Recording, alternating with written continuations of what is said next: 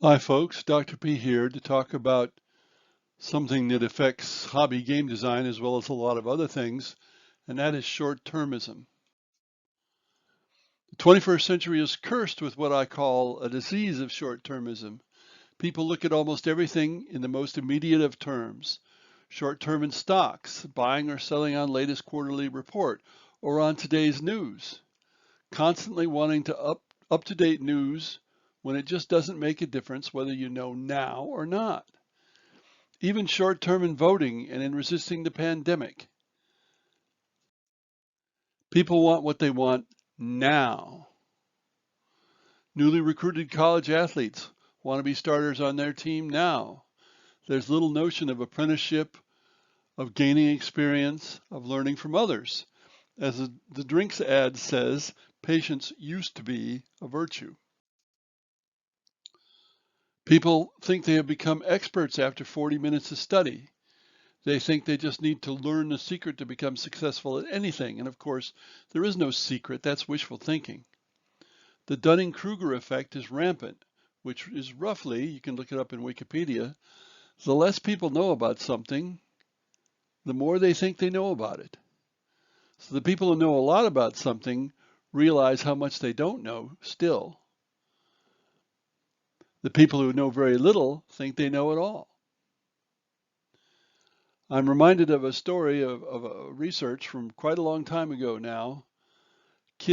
Small kids were asked whether they wanted one piece of candy, two pieces of candy.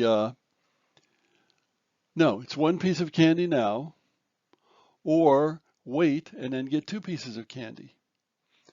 And then these kids were followed through into adulthood, and it was found that the ones who'd taken the one piece of candy tended to be less successful, however that was defined, than the kids who had waited in order to get two pieces of candy. Well, how do we apply this to game design? People want to quickly get into play of the game.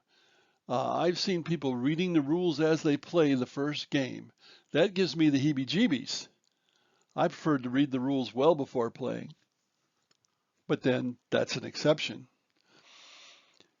But if you have a game where people can read the rules the first time through and maybe get it done, it implies that games need to be exceptionally quick and easy to learn, and quick and at least seemingly easy to win.